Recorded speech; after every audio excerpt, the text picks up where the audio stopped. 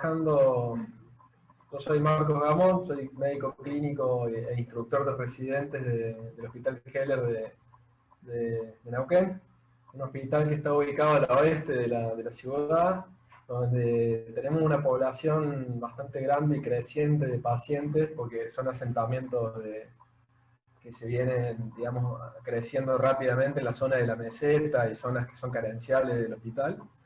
Y también otras zonas de injerencia trabajando coordinados con centros con centros de salud.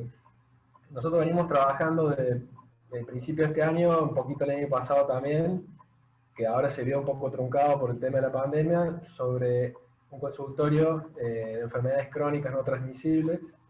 Acá nosotros, como parte de la residencia y como actividad de residencia, era un seguimiento al grupo de pacientes que son portadores de estas enfermedades, con la intención de tratar de disminuir la mortalidad inicialmente, hacer un control correcto de las comorbilidades y disminuir el número de internaciones creciente que tienen estos pacientes.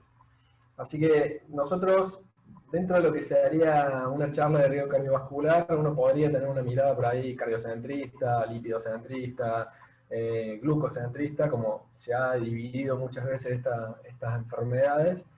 Nosotros empezamos de una mirada un poco más como determinantes sociales, digamos, viendo la complejidad que tienen estas patologías en su manejo, que hacen que no se puedan manejar en la actualidad como patologías por separado, sino que entendiéndolas como parte de un mismo síndrome, donde se van a ver involucrados un montón de factores sociales, económicos y otras cosas más, que ahora con los RESI, que ahora les voy a presentar, hicimos como un abordaje desde ahí, desde lo social, desde la cuna, desde el nacimiento, y pasando por algunas otras cosas más de artículos que estuvimos viendo, que estuvimos actualizando sobre el tema, que hay mucho hoy por hoy. Así que bueno, ahora les voy a presentar Daniela Medina, resi de segundo año, Juan Jiménez, resi de segundo, y Sofía Alfaro, residente del tercero. Así que bueno, lo dejo con los chicos que ellos van a empezar con el tema.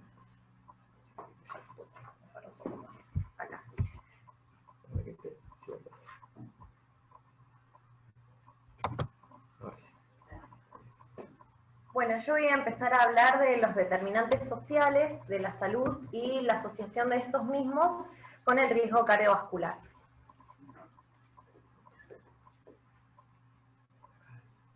¿Qué pasa? Espera, perdón, ¿eh?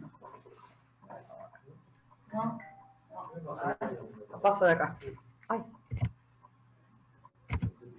¿Se tildó? Ahí vamos, ahí vamos. ¿Se tildó? A ver ahí.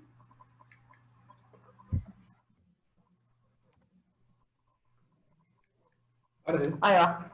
Ahora sí. ¿Se escucha por lo menos?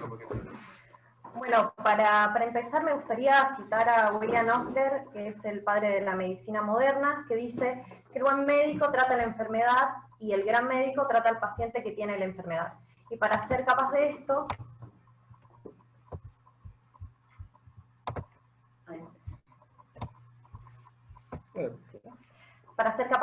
capaz de esto debemos hacer las preguntas correctas y saber cómo actuar ante estas respuestas.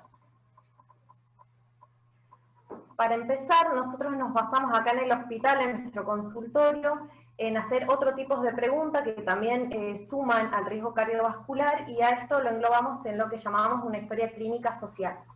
Las investigaciones han establecido que los ambientes sociales afectan la salud humana, y estos determinantes sociales, tales como origen, etnia, ocupación, uso de alcohol y tabaco, capacidad de pagar los medicamentos, así como el acceso al transporte, el tiempo y las prioridades del paciente, constituyen una parte fundamental en el examen médico y en las preguntas que tenemos que hacer en nuestro consultorio.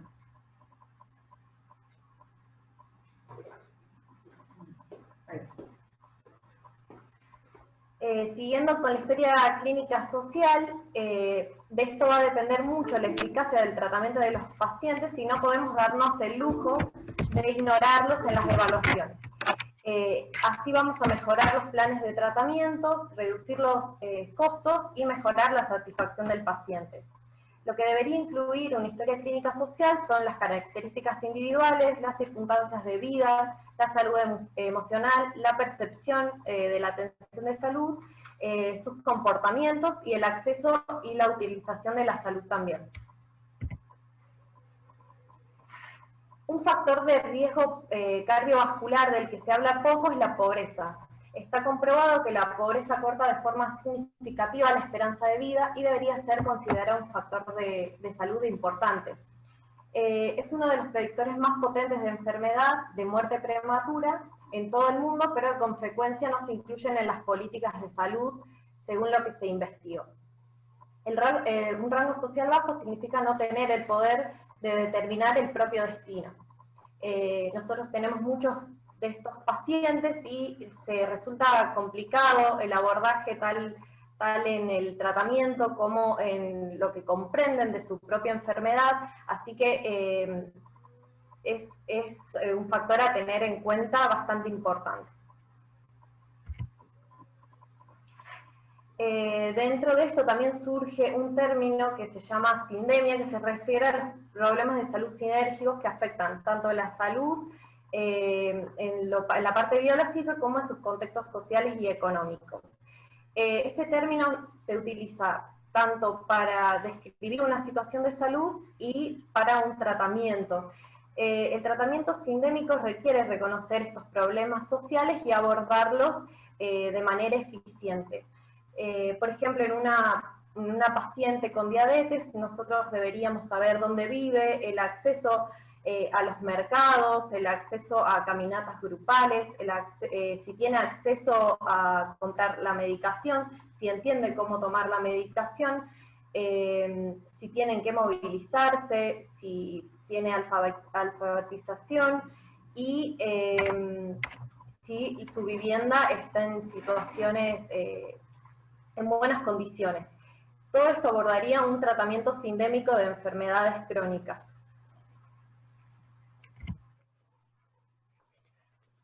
Otra cosa a tener en cuenta son las programaciones tempranas en la vida. Son exposiciones tempranas que muchas veces los pacientes no eligen y más tarde se podrían ver reflejados en riesgo cardiovascular y otras enfermedades.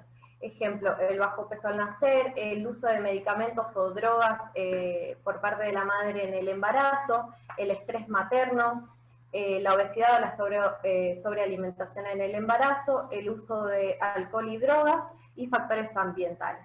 Hay muchos estudios que describen que estos factores podrían tener un impacto como inmunidad alterada, asma, dermatitis atópica, un desarrollo neurológico distinto, secuelas cardiometabólicas, predisposición a obesidad, hipertensión e hiperinsulinemia, aumento de triglicéridos, colesterol y leptina, y también deterioro cognitivo y problemas de salud mental. Por eso es importante abordar estos temas y desde temprano, desde la concepción, se podría decir, abordar todas estas temáticas para impactar más tarde en la salud de esta persona.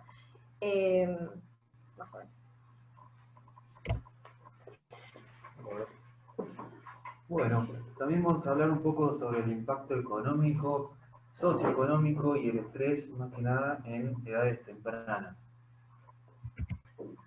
Porque aquellos pacientes que presentaron durante la niñez una situación estresante, un nivel socioeconómico bajo, van a presentar en la edad adulta más riesgo cardiovascular, desarrollar enfermedades cardiovasculares, independientemente del estilo de vida que llevan.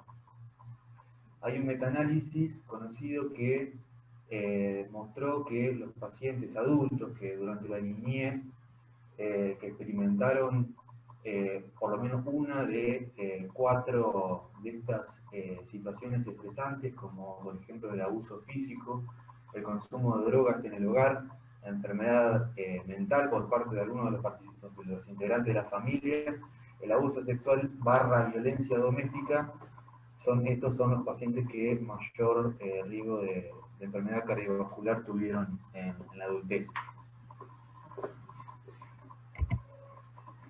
Bueno, un poco de teoría en cuanto al estrés. Está bueno decir que el rol que tiene el eje hipotálamo hipofisiario suprarrenal es la de proteger al cuerpo mediante la regulación de la respuesta al estrés, ¿sí? Una de las esta respuesta, esta regulación del estrés es conocida como carga alostática, la cual implica respuestas tanto hormonales como neurológicas, siendo de las hormonales las más conocidas es el aumento del cortisol en sangre, ¿sí? Lo que se sabe es que una carga alostática alta de forma crónica lo que produce es efectos ateroscleróticos en pacientes jóvenes, ¿sí? Estamos hablando de chicos. Se encontraron niveles muy altos de cortisol en pacientes pediátricos, si se quiere, en edades bien tempranas que están atravesando una situación estresante y un nivel socioeconómico bajo. Hasta se ha encontrado en pacientes jóvenes, como por ejemplo de 18 años de edad, que en las carótidas tenían ya engrosamiento de la íntima y la media de esta arteria, solamente a la edad de 18 años. Se sabe que esta carga alostática está vinculada, está asociada a aumentos de la producción de proteínas proinflamatorias, como la interleuquina 6, que lo que hace es fibrosis y cicatrización de las paredes vasculares, ¿sí? Ahora bien, el antecedente, más bien el estilo de vida que llevan los pacientes que implican un riesgo cardiovascular alto, como por ejemplo los pacientes que fuman, cuando se someten al estrés van a tender a aumentar el consumo de cigarrillos al día. Los pacientes que tienen jornadas laborales más prolongadas van a tender a aumentar el consumo de alcohol, por ejemplo, van a tener menos tiempo para hacer actividad física, van a comer mal, entre otras cosas. Y los chicos, cuando tienen una situación de estrés en las casas, por ejemplo, en la edad temprana, van a tender a ser este tipo de pacientes. Van a tender a ser fumadores, van a tender a ser bebedores, a consumir otro tipo de drogas, y esto lo que quiere decir es que el estrés puede llegar a ser un factor indirecto de riesgo cardiovascular. Bueno, también se observó esta asociación entre el estrés y la obesidad, así como también el riesgo de presentar diabetes. Se lo asoció con la cardiomiopatía por estrés, con disfunción sistólica y distólica del ventrículo izquierdo, con alteraciones de la motilidad de la pared, y también se sabe que los pacientes infartados que se someten a un estrés agudo van a tender a tener mayor riesgo de muerte. Se sabe que hasta un 15%, en un estudio se pudo ver que hasta un 15% de los pacientes con FA que requirieron una desfibrilación habían sido precedidos por una carga emocional negativa, en comparación solamente con el 3% de los pacientes que no la tuvieron y que estaban con un control estricto de la enfermedad. Esto radica más que nada en la importancia que tiene lo que es el estrés agudo como causa precipitante o desencadenante de una desestabilización de la enfermedad cardiovascular crónica. Por último, es bueno decir que nuestro rol como médicos siempre es tratar de pesquisar el estrés tóxico como para poder disminuir la reactividad del mismo y poder disminuir los cambios ateroscleróticos en edades tempranas. Bien, vamos a preguntar cómo estamos.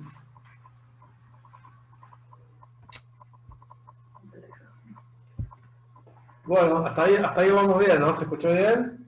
Sí, perfecto. Perfecto, sí. Un comentario por lo que decía Juan recién y la introducción de Dani.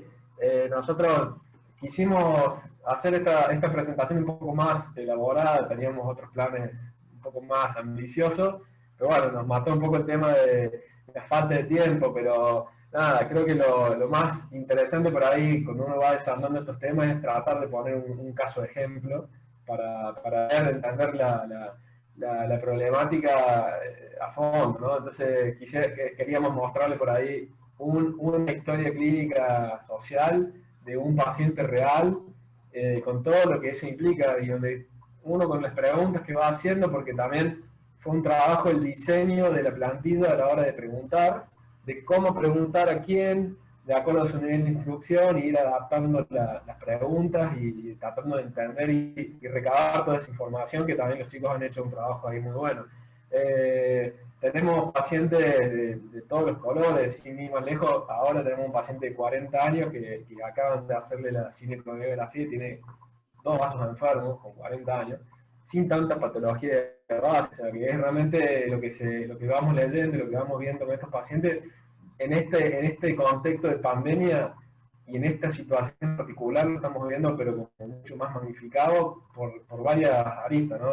La cuestión económica, la cuestión social, el encierro, el estrés. Y yo creo que de acá en adelante todo esto va a estar muy ligado y va a ser como puntapié para un montón de estudios de esto que se viene hablando sobre el riesgo cardiovascular en su totalidad, y no visto solamente como una mirada por ahí cardiocentrista y nada más.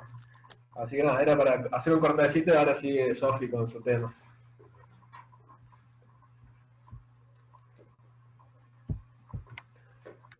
Claro. Eso. Bueno, yo voy a hacer una breve reseña sobre riesgo cardiovascular y diabetes. Ahí. Bueno. ¿Se escucha bien? ¿Se escucha bien? Sí, perfecto. Sí, Buenísimo. perfecto. Dale nomás. ¿Qué pasó?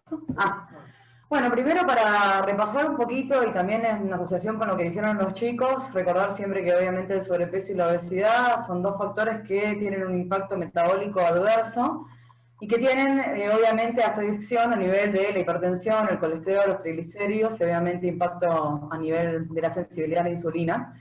Recordar que la diabetes por sí misma va a aumentar el riesgo de mortalidad y la tasa de mortalidad obviamente se va a duplicar ante eventos cardiovasculares, generando una disminución de la expectativa de vida de aproximadamente 12 años, con lo cual el impacto es muy fuerte.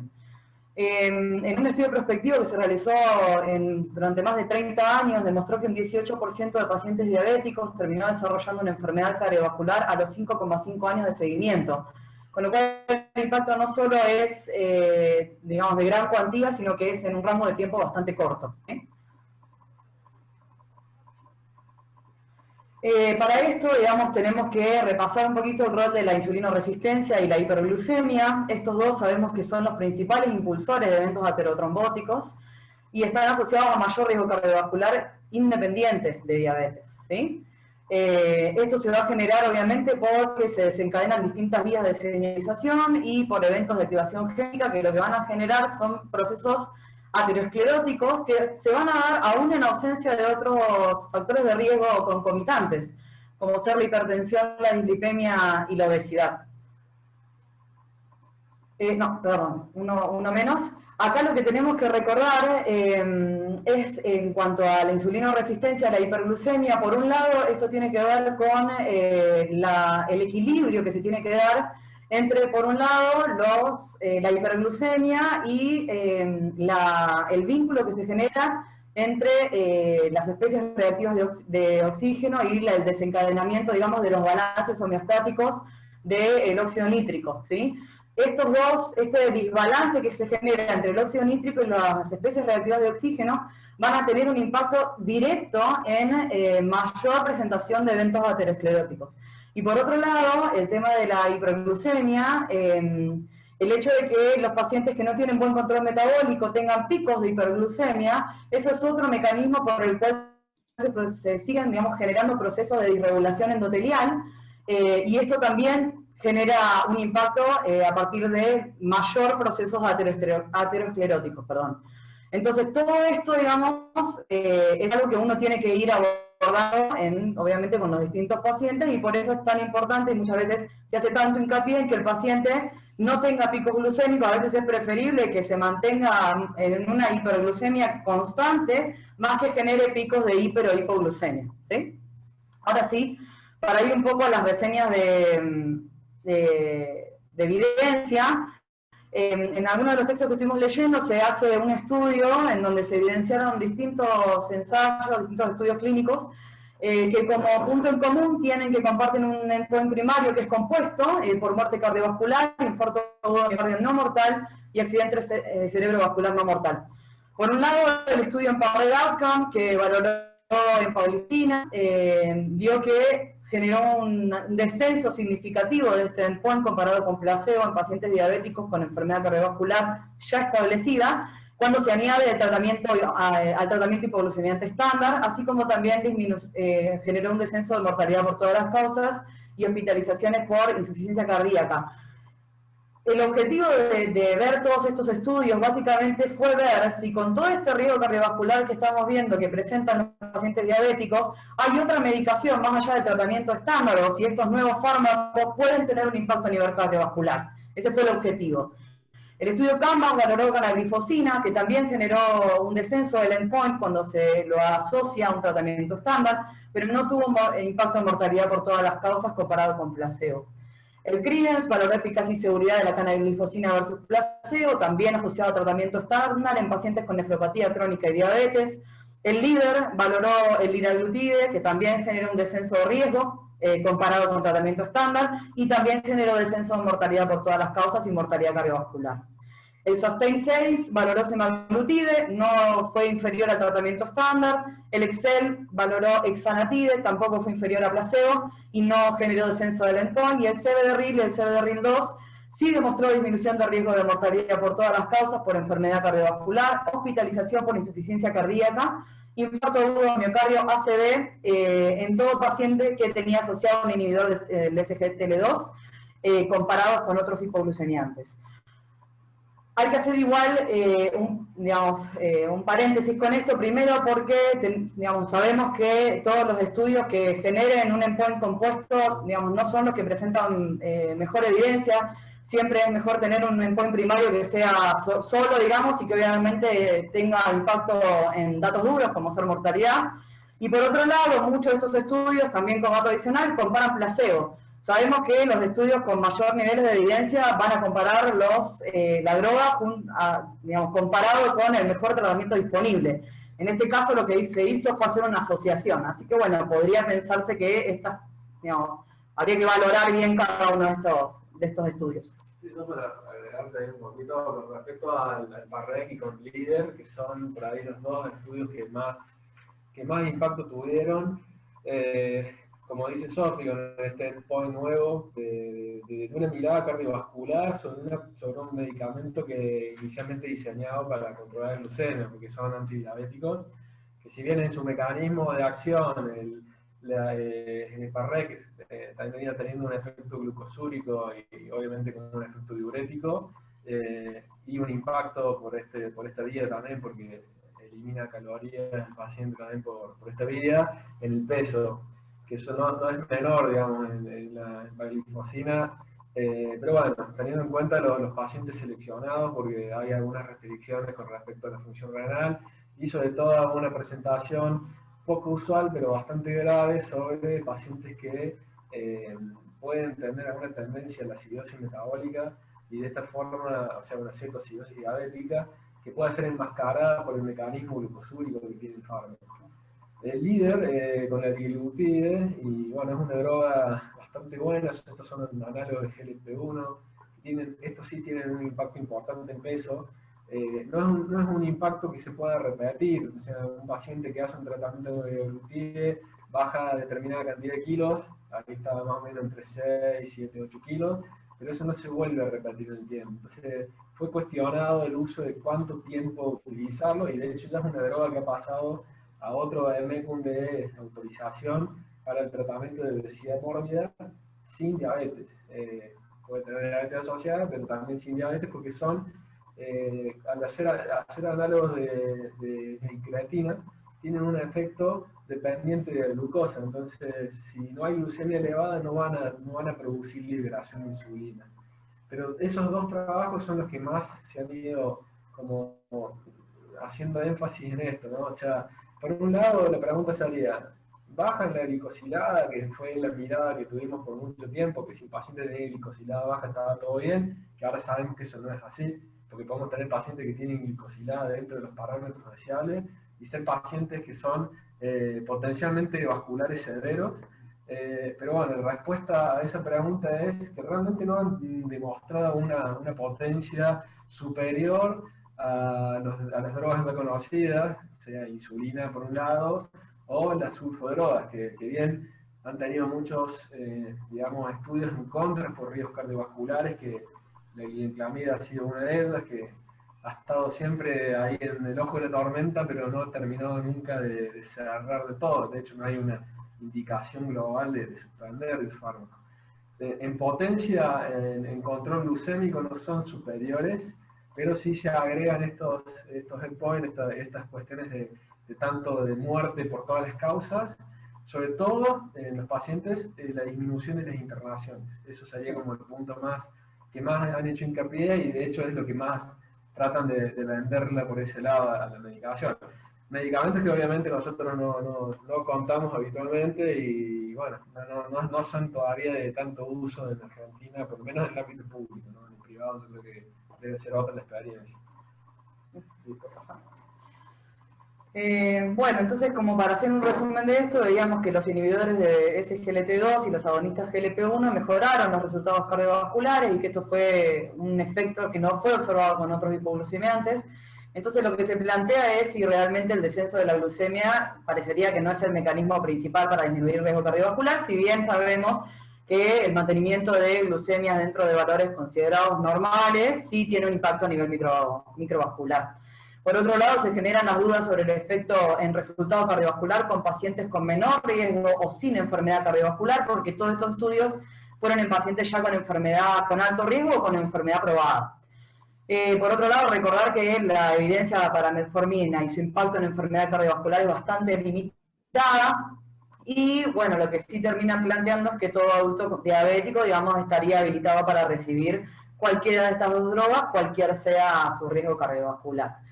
A partir de esto también un punto que plantean es, a la hora de valorar riesgo cardiovascular en pacientes diabéticos, si no se alcanza, digamos, con los scores que tenemos habitualmente a la mano, específicamente el Framingham, y en alguna reseña de los estudios que leímos, hablan sobre el score de calcio y cómo, digamos, esto puede ser una herramienta a valorar más que nada para prevenir infarto silente o enfermedad cardiovascular silente.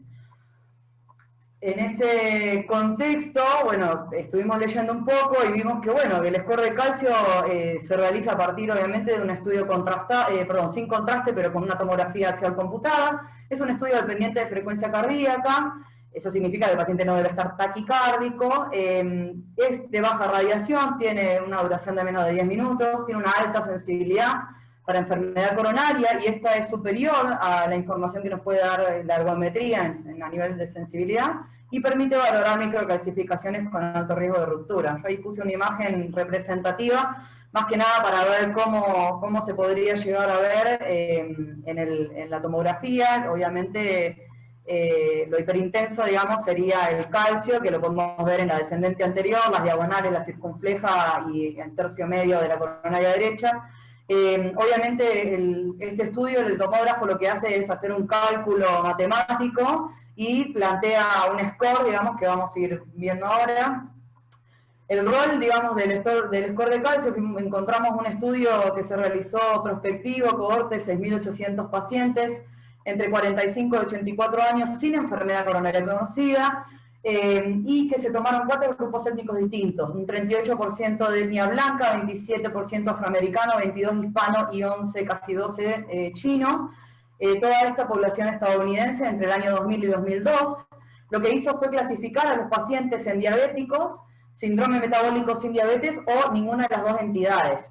A la diabetes se la definió como una glucemia en ayunas mayor o igual a 126 miligramos decilitro, síndrome metabólico con las características que ya conocemos, circunferencia de cintura, TA, triglicéridos, bueno, y demás, o ninguna de las dos. Y lo que se valoró fue endpoint primario, enfermedad cardiovascular, IAM, paro cardiorrespiratorio resucitado o muerte por enfermedad cardiovascular, y como endpoint secundario, enfermedad cardiovascular aterosclerótica, entendida como evento cardiovascular fatal o no, y accidente cerebrovascular no fatal. Lo que se vio en este estudio, en parte, digamos, es que a la hora de valorar incidencia de enfermedad cardiovascular y enfermedad cardiovascular aterosclerótica por cada 1000 personas, en estos dos gráficos podemos ver incidencia en el lado derecho, donde dice Coronary Heart Disease, sería enfermedad coronaria, versus el B, que es enfermedad aterosclerótica. Vemos cómo, digamos, hay un aumento. Si vemos el score de calcio, pasamos de 0 a más de 400, y en el eje vertical tenemos incidencia cada 1000 personas. Esto lo que nos está mostrando es que a partir de los resultados del score de calcio, cuanto mayor es el nivel de score de calcio, más riesgo tenemos, o más incidencia, perdón, tenemos de pacientes que llegan a sufrir un evento cardiovascular, y obviamente esto se ve en los dos casos. Vemos que esto aumenta en pacientes diabéticos con respecto a los pacientes con síndrome metabólico, que sería el azul clarito, y obviamente también mayor comparado con los pacientes que no tienen ni diabetes ni síndrome metabólico. También es importante ver que la diferencia a nivel de incidencia en enfermedad aterosclerótica en pacientes que tienen más de 400 de score de calcio, el salto que se da en pacientes diabéticos versus pacientes con síndrome metabólico es significativo. ¿Sí? ¿Pasamos? Lo que se vio en este estudio es que pacientes con score de calcio, en estos pacientes con score de calcio de 0, la tasa de eventos fue similar en aquellos pacientes que tenían enfermedad de diabetes durante más de 10 años versus menos de 10 años, porque una de las preguntas que se hace es, bueno, ¿me sirve este score si yo tengo un paciente que tiene la enfermedad hace más de 10 años y yo ya estimo que va a tener enfermedad microvascular y enfermedad macrovascular? Bueno, si tiene un score de 0, parecería que la tasa de eventos cardiovasculares es similar, no importa el tiempo de evolución de su enfermedad. Por otro lado, en pacientes con score de calcio de 0, el hazard ratio para enfermedad cardiovascular y aterosclerótica va aumentando progresivamente conforme a su categoría, es lo que vimos recién en la imagen previa. Y lo interesante también es que este score de calcio se comparó con la duración de la diabetes, la hemoglobina glicosilada y el uso de la insulina, y vieron que el resultado era similar. Esto quiere decir que la información que el score de calcio me va a dar es de gran valor, porque es comparable a la información que hoy en día estamos obteniendo con estos otros valores. Por otro lado, es de gran utilidad, y creo que esto es lo más importante, para estratificar y reclasificar riesgo en pacientes con síndrome metabólico y diabetes, más allá de la valoración que uno puede hacer con los scores tradicionales, con el score de Framingham, porque los pacientes que tienen bajo riesgo, los pacientes que están en un riesgo muy aumentado, parecería ser que la conducta está bien definida, y los que quedan en un gris son los pacientes que quedan en un riesgo intermedio. En estos pacientes el score de calcio podría ser una herramienta de gran ayuda. Por otro lado, la severidad del score de calcio parecería ser un indicador clínico pronóstico, hasta más importante que el control glucémico en pacientes con uso de insulina y comparado con la duración de su diabetes. Un score de calcio de 0 se asoció a menor riesgo de enfermedad cardiovascular aterosclerótica en pacientes con diabetes, independientemente del de la duración de su enfermedad, uso de insulina o control glucémico. Y actualmente el score del calcio tiene una recomendación 2D en las guías de valoración de riesgo cardiovascular aterosclerótica, y el Colegio Americano de Cardiología concluye que este score es un método no invasivo más sensible para screening y estratificación de riesgo en pacientes diabéticos asintomáticos. Y otra cosa, este último punto también me parece importante, en donde parecería ser que hay reportes que han visto que los resultados anormales del score de calcio terminan generando mayor conciencia a la población afecta, obviamente, y esto parecería estar asociado a un aumento en la adherencia de terapias preventivas, cosa que nos cuesta un montón, hablaron previamente, la complejidad de atacar, digamos, estas enfermedades. Muchas veces el paciente diabético no se sabe o no piensa que puede tener una enfermedad cardiovascular. Entonces, bueno, esto podría ser una manera de pensar en que el impacto está y que, bueno, poder generar mayor adherencia. No sé si tenía una más. Como conclusión, El score de calcio presenta una relación lineal entre el evento coronario y la progresión del score, es un predictor de riesgo y mortalidad, a mayor score, mayor mortalidad, es un factor independiente para estimar mortalidad por todas las causas. El score MESA CHD es un score asociado a esto que permite predecir riesgo a 10 años de un evento cardiovascular mayor, y esto que hablábamos que permite reclasificar pacientes de riesgo intermedio, fundamentalmente en prevención primaria. Estos dos eventos, prevención de episodio cardiovascular tiene que ser un objetivo terapéutico claro, y que todo paciente con diabetes tenemos que pensarlo como un paciente con enfermedad coronaria. Bueno, muchas gracias. Voy a poner acá, permiso.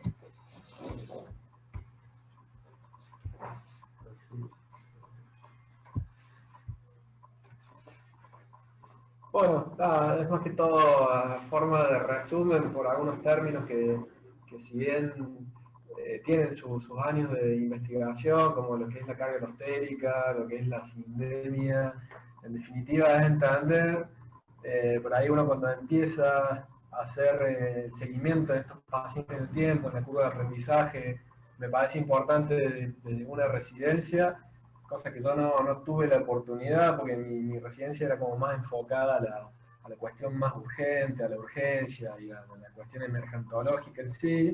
Empecé a entender que cada paciente que entra al consultorio, yo uso un término que me robé, que es mío, es un diagnóstico sobre el diagnóstico. Si bien el paciente tiene 20 años de enfermedad y él viene y te dice soy diabético, bueno, primero señor, usted no es diabético, sino que tiene diabetes, como primer saneamiento de algunas palabras que nosotros usamos habitualmente, sino que es como la primera diapositiva que presentamos, ¿no? Uno trata al paciente con enfermedad y no la enfermedad en sí.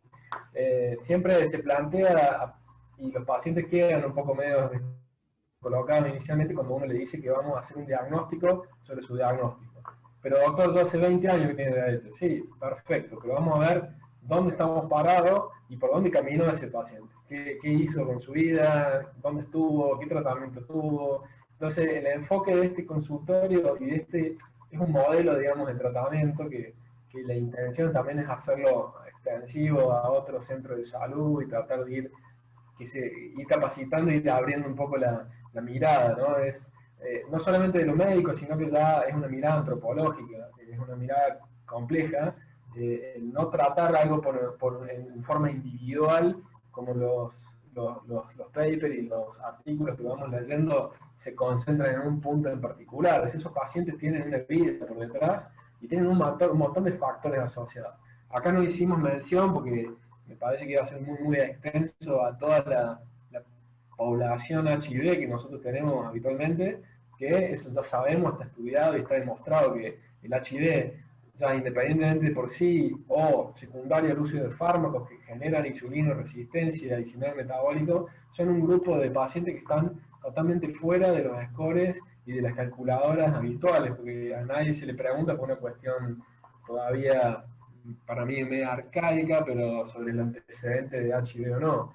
Pero son pacientes que nosotros tenemos la posibilidad de tenerlos diferenciados, porque trabajamos también con infectología, con un registro y un seguimiento de estos pacientes, donde vemos que la patología cada vez más ascendente y asociado también a la lipodistrofia que genera la misma enfermedad o todo este contexto socioeconómico que lo rodea, haciendo que esa patología o esa enfermedad coronaria cardiovascular tenga hasta peor evolución que los pacientes tradicionales que uno tiene por ahí como de modelo, ¿no? El gordito diabético que tenía un poquito de presión alta. Estamos viendo un abanico y un espectro de pacientes muy amplio y es un desafío clínico porque permanentemente uno tiene que estar afilando la mirada sobre lo que uno ya tiene como preestablecido de lo que sería un paciente modelo que se va a infartar.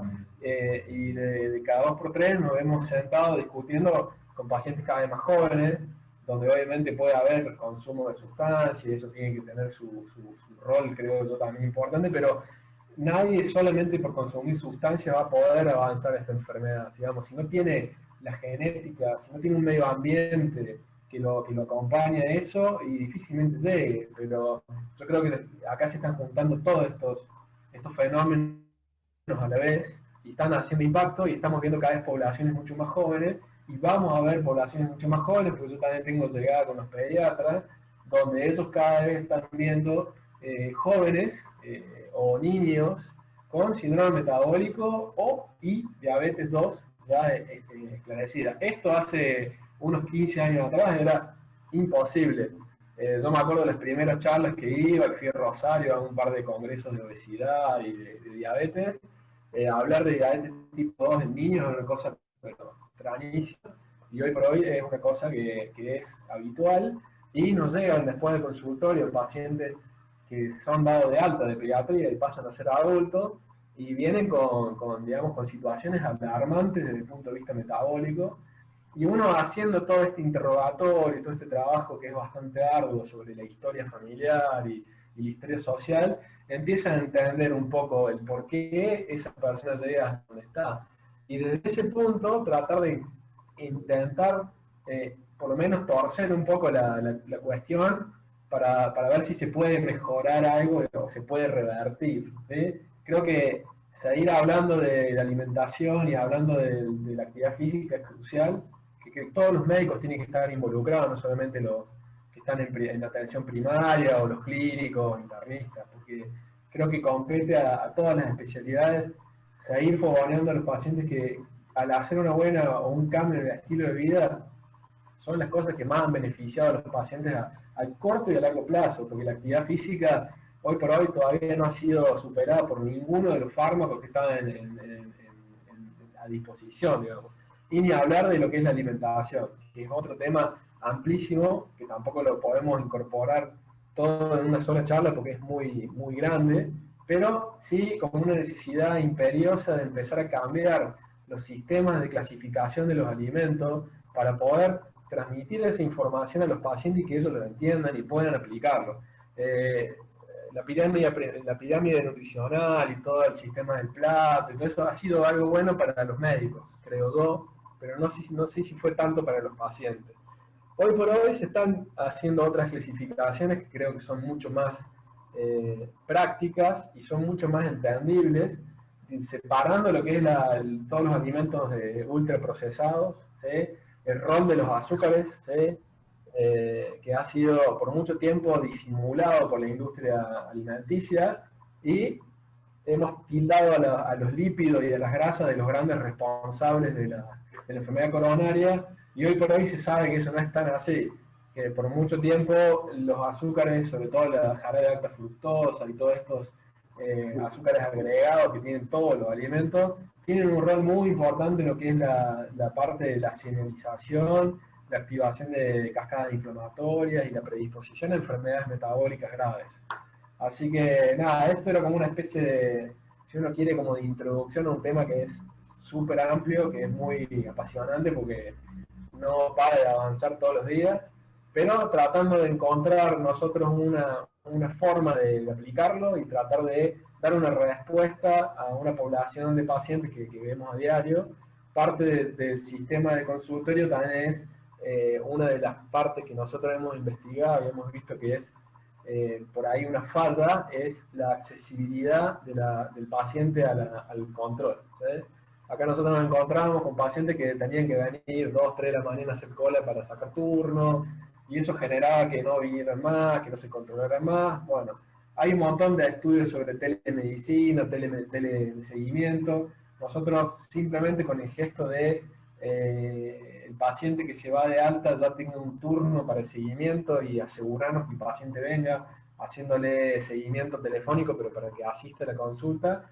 No tenemos todavía el número porque, insisto, con todo esto de la pandemia nos mató un poco, pero uno que está en el hospital todos los días va viendo algunos cambios, algunos resultados positivos. Así que bueno, eso era más o menos para hacer un cierre de la charla. No sé si alguno quiere preguntar algo. Bueno, no sé si alguien quiere hacer alguna pregunta. Yo quiero hacer un comentario nada más, porque recién Marcos comentaba que todos los médicos deberíamos tener dentro de nuestra charla en el consultorio con los pacientes la importancia, ¿no? de la alimentación, del ejercicio físico. Yo la verdad que confieso que a lo largo de de los años me involucré bastante y perdía bastante tiempo en el consultorio charlando sobre estas cosas, hasta que me di cuenta con algunos pacientes que era un tiempo invertido un poco en vano, porque volvían periódicamente con los mismos problemas y uno por ahí estaba 40 minutos charlando sobre la alimentación, el ejercicio físico, etcétera. Y finalmente el paciente parecía que no le había entrado nada. Y hace un año fuimos con Amancay Villanova y con Mara, que es la contadora de la clínica, a una charla que me pareció sumamente aclaradora, ¿no? Porque era una charla que el título era El paciente experto. No sé si alguna vez escucharon sobre eso.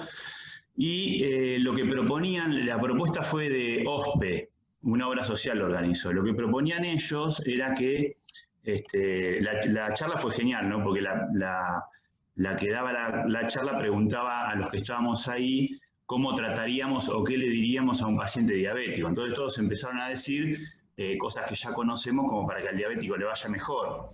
Entonces, a mí se me ocurrió decirle que yo ni loco le iba a dar semejante charla porque tengo 15 pacientes por ahí esperando en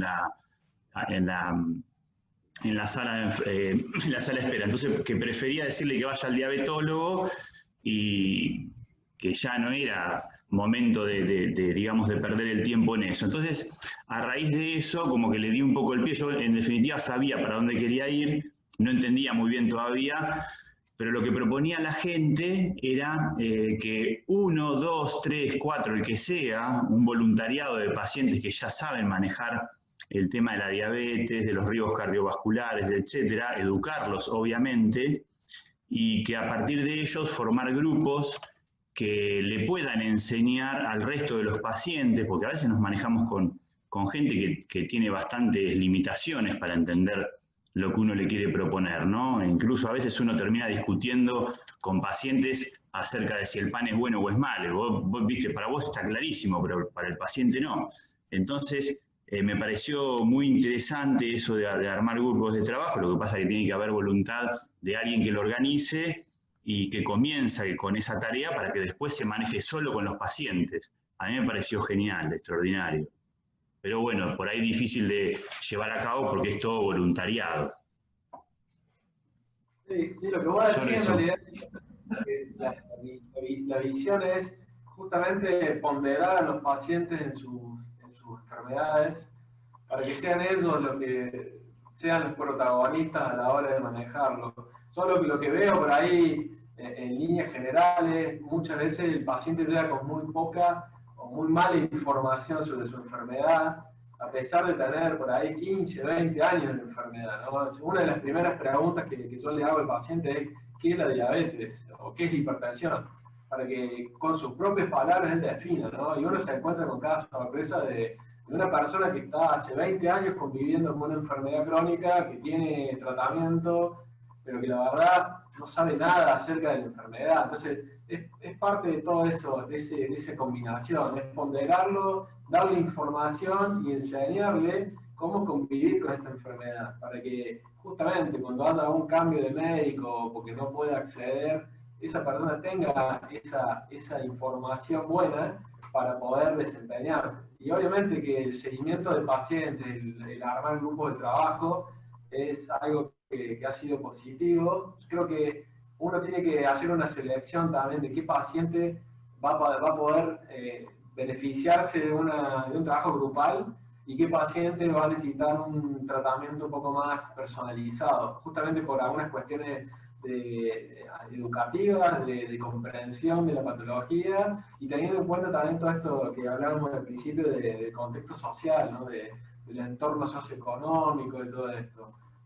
Yo creo que los talleres son buenos, sirven para algunas cuestiones. A mí me ha tocado dar charlas en talleres de diabetes y obesidad, y hay veces que terminan siendo talleres psicológicos más que talleres de información, porque hay una necesidad tan marcada de los pacientes de preguntar tantas cosas que no te alcanza el tiempo, y ahí te empezás a dar cuenta de las necesidades de algunos pacientes, no es la misma que el otro, Entonces, por ahí seleccionar grupos de pacientes, digamos, que se estén capacitando y ayuden a otros pacientes, me parece que está muy bueno, siempre y cuando uno haga como una pequeña preselección de qué paciente se va a beneficiar más con qué determinado tipo de información. Pero sí, eso es algo que nosotros lo tenemos previsto. Tenemos a la residencia de medicina general también, que va a formar, digamos, va a tener un rol en esto, en lo que es la atención primaria, ¿no? O sea, nosotros vemos un paciente de estas características y en ese interrogatorio inicial, que es extenso, que lleva mucho tiempo, porque la verdad que estos pacientes te consumen 45 minutos de reloj a veces, donde nosotros, nuestra idea es articular con otras especialidades, en este caso medicina general, todo lo que serían las charlas de buenos hábitos de salud a un tema puntual, ¿no? Hipertensión arterial, obesidad, cese de tabaco. Entonces, esto marca que realmente es un trabajo multidisciplinario. Si no hay muchos agentes involucrados, tirando todos para el mismo lado, el esfuerzo de por ahí de uno se ve como decías vos, un poco, veo como que es medio frustrante porque no llegás a tener resultados. Y el paciente trae el laboratorio, y decís, pero la pucha, no mejora. Sí, Héctor. Sí, primero quería felicitarlos por la presentación y la verdad que esto es un hecho interesantísimo de que un medio público de Neuquén y un medio privado de Roca estén en comunicación, así que resalto eso. Con respecto a lo que dijo Martín, yo quiero volcar una pequeña experiencia que tuve con grupos de ostomizados, que tendrá que ver esto con diabetes y cardiovascular. Me pasó lo mismo que a él, hablar y hablar con el paciente y por ahí el paciente, creo que uno no encuentra el vocabulario justo, no llega, y lo que se rinde más en esto es encontrar un paciente, que a veces uno tarda años en encontrarlo, encontrar un paciente motivado y que pueda aglutinar los grupos estos llamados antes de autoayuda, creo que ahora se denominan distintos, pero si uno no tiene un paciente motivado, es muy difícil que se pueda perdurar en el tiempo, porque pasa esto, es una actividad no remunerada, es una actividad que te lleva tiempo y que te distrae de lo asistencial, y la verdad que el esfuerzo debe ser, desde mi óptica, dirigido a encontrar el paciente líder y con ese darle la instrucción para que él pueda, porque no hay mejor enseñanza que la que dé de paciente a paciente. Más allá de que nosotros tenemos todos los recursos técnicos, en la cuestión diaria, el que mejor transmite es el paciente instruido, para lo cual tiene que ser un paciente que tenga una personalidad que sea capaz de poder transmitir, tiene que entender lo que uno le explica y sobre todo estar dispuesto a invertir tiempo en virtud de este bien común que no es remunerado. Con esas condiciones recién uno puede empezar a trabajar, si no, es como que uno va armando el grupo, se puede hacer el grupo interdisciplinario y todo, pero para que llegue en forma masiva, por lo menos un paciente. Cuando yo no tuve más ese paciente, porque se hartó, digamos, de hacer este trabajo y no tuve reemplazante, el grupo se diluye. Así que bueno, quería comentar eso con respecto a estos grupos. Yo también quería felicitar a los chicos porque excelente la charla y la verdad que uno como, a ver, venimos hace mucho con esto de diabetes, a veces es frustrante, como decían ustedes, lo sigue siendo en algunos casos, y lo real es que yo llevo también muchos años ya de médico y sigo viendo las mismas complicaciones que veía cuando estudiaba en la facultad, que eso es lo que llama tanto la atención. Lo mismo. Y hemos pasado por todos, porque hay medicamentos nuevos, porque hay cosas nuevas, y hasta en los congresos volver a tener solamente charlas de alimentación y actividad física, para volver a las bases. Y lo que decía Coco, en realidad en la charla, uno tuvo muchos años este tema de ser paternalista, en esto de hacerle al paciente, pedirle, y el paciente ser muy pasivo, tampoco sirve, y para que un paciente sea activo, esto de, como decía Héctor, involucrarlo, la verdad que son contados con los dedos de una mano, es cada tanto que surge un paciente que entiende lo que significa ser diabético, y creo que nosotros tenemos una cultura nos falta mucho lo que es educación diabetológica, a pesar de darla, es una de las patas del tratamiento, pero el paciente tiene que estar involucrado. Si el paciente no se involucra, todo lo que nosotros le damos, papelitos, charla, de la puerta del consultorio, se olvidó. Y la manera que uno tiene es de, si el paciente es esto, se involucra y es activo. Lamentablemente se ponen activos cuando los internamos por alguna complicación y están los grandes sustos. Algunos pueden tener alguna mejoría, otros ya quedan con secuelas, y la realidad es que ahí es como que pueden llegar a empezar a hacer algo, pero la verdad que es bastante tarde, y ni hablar de los costos que implica tener un paciente diabético con todas las complicaciones. Lo que decías también del tema de la parte pediátrica, la realidad es que también estamos viendo chicos con obesidad infantil, así que tenemos chicos de 17 años, no solamente diabéticos, sino con dislipemias y sedentarismo y todo lo que se les ocurra, o sea que a los 40 son los más factibles que los tengamos internados por algún evento cardiovascular. Así que hemos dado vuelta por todos los años viendo cuáles son las mejores cosas. Para algún grupo sirve algo, para otro servirá otra cosa, y nada, ir buscándole la vuelta, pero es una enfermedad que a veces es frustrante, da poquitas a veces alegrías en cuanto a que el paciente entienda que tiene una enfermedad que tiene que hacer cambio del estilo de vida, el paciente y la familia. Si eso no se logra, la verdad que cuesta mucho. Pero nada, excelente la charla. Yo también quería hacer un comentario, por supuesto felicitar y agradecer a toda la gente de Heller. A lo que dijo Héctor le agrego que también hay gente del hospital de Roca, y que en todos los ateneos nuestros siempre hay gente del hospital de Roca participando. Un solo comentario es que nosotros que vemos enfermedades autoinmunes desde hace mucho tiempo, recién en los últimos años empezamos a reconocer la importancia que tenía las enfermedades autoinmunes como riesgo cardiovascular, porque nos damos cuenta que en la mortalidad de las enfermedades autoinmunes, el peso más importante son las enfermedades cardiovasculares.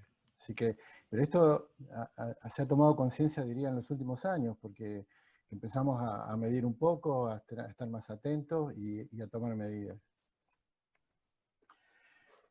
No sé si alguien más quiere comentar algo o preguntar, Marcelo. Sí. Sí, no, en realidad también felicitar a los chicos. La verdad que cuando uno no está muy empapado en el tema es esclarecedor, y algunas cosas que escucho que renueva. Yo creo que un poco en esta cuestión de hacer algo de catarsis en lo que nos corresponde a nosotros como médicos y del otro lado del paciente, yo creo que también nosotros deberíamos tratar de tener esto de poder llevar una responsabilidad interdisciplinaria, es decir, muchas veces, y esto lo digo como una autocrítica, a veces uno le pide que tiene al paciente que bajar de peso, y la realidad es que el paciente dice, ¿y doctor, cómo hago? Y uno lo primero que se le ocurre, obviamente, si no maneja mucho el tema, es mandarlo a hacer ejercicio, y de última, para que haya alguien que le marque un poco más la cancha en qué es lo que tiene que comer y qué no, lo manda al nutricionista, y hasta a veces se desentiende del paciente, digamos. Esto lo digo como una autocrítica personal, porque yo desde la especialidad veo muchos pacientes con esteatosis hepática y en su peor escenario, que es la esteatohepatitis, que es precisamente el impacto sobre el hígado del síndrome metabólico. Y la realidad es que, digamos, es una parte importante del tratamiento, sobre todo de la esteatohepatitis, que el paciente recupere el peso, o por lo menos, no recupere, que vaya al peso ideal, porque hoy por hoy, salvo algunas de las drogas que mencionaron los chicos, que sirven en parte también para que el paciente, como hiporéxico, que para que el paciente obviamente pierda algo de apetito, no existen en el tema de lo que es la mejoría de la necroinflamación hepática dentro de lo que es el impacto del síndrome metabólico sobre el hígado, o sea, de la esteatohepatitis en realidad. Entonces creo que deberíamos, bueno, al menos por ahí, no necesariamente la gente que hace diabetes, sino desde los que miramos muchas veces la obesidad desde otro lado, creo que nos deberíamos involucrar e insistir, orientar al paciente, tener ese tiempo que el Coco dice que a veces no tenemos porque la sala está llena, pero creo que lo tendríamos que tener, y si no, hacerlo venir al paciente 2 veces por semana, pero bueno, un poco eso. Y lo otro que quería comentar, no es poca cosa lo que está pasando con la obesidad, digamos. La Organización Mundial de la Salud dice que es una epidemia de estos tiempos, más allá de lo que nos está tocando vivir con el COVID, y tiene que ver con todas las complicaciones que genera. Y como un dato nada más para comentarle, bueno, por ahí en un par de semanitas lo charlamos cuando hablemos de hepatocarcinoma. Hoy en día el NASH, que es la esteatohepatitis no alcohólica, es una de las primeras causas de trasplante hepático. Y lo era hasta hace un tiempo la cirrosis por hepatitis C, hoy lo es la cirrosis por esteatohepatitis, y en realidad lo es porque existen tratamientos con altísima tasa de curación para el virus C, y entonces estamos empezando a ver lo que a lo mejor siempre hubo, que fueron esos pacientes que fueron los gorditos de toda la vida y que hicieron necroinflamación sobre el hígado y llevaron al hígado a una cirrosis, y que ahora, como antes se le daba más jerarquía al virus C porque era lo que más sabía, estamos empezando a verlo y estamos empezando se están empezando a trasplantar mucho más ese tipo de pacientes. Con lo cual hay una responsabilidad decidida desde la especialidad para empezar a trabajar mucho sobre lo que es la esteatohepatitis para mejorar esos pacientes. Y obviamente lo que no se tiene todavía es el tratamiento específico. Entonces yo creo que es importante darle tiempo al paciente y, digamos, para educarlo y ver cuál es el report del paciente en función de todo lo que uno hace para educarlo, pero si eso no alcanza, bueno, ver qué es lo que nosotros podemos hacer para mejorar lo que el paciente no puede hacer. Digamos, ver si podemos acercarlo más a las especialidades que exigen que mejore. Y lo último que dejo, pero esto es algo más filosófico en realidad, es que la verdad es muy triste cuando uno insiste mucho en el tema de la dieta del paciente, de orientarlo, y el paciente muchas veces nos termina diciendo que la verdad no le alcanza para la dieta que a veces le exigimos. Pero bueno, eso es algo que por ahora no tenemos demasiadas armas para trabajar. Bueno, me parece que en virtud de la hora, realmente agradecer mucho a Marco y a todos los chicos de Heller, a todos los que participaron. Recordarles que el jueves que viene vamos a dar el Ateneo que el viento se llevó el jueves pasado, el del Coco, que viene postergado. Así que muchas gracias, y bueno, recordarles que Muchas Héctor gracias. con su Muy año bueno. lo va a subir después para que lo vean los que no estuvieron. Muchas gracias. Bárbaro. Gracias, chicos. Y cuídense.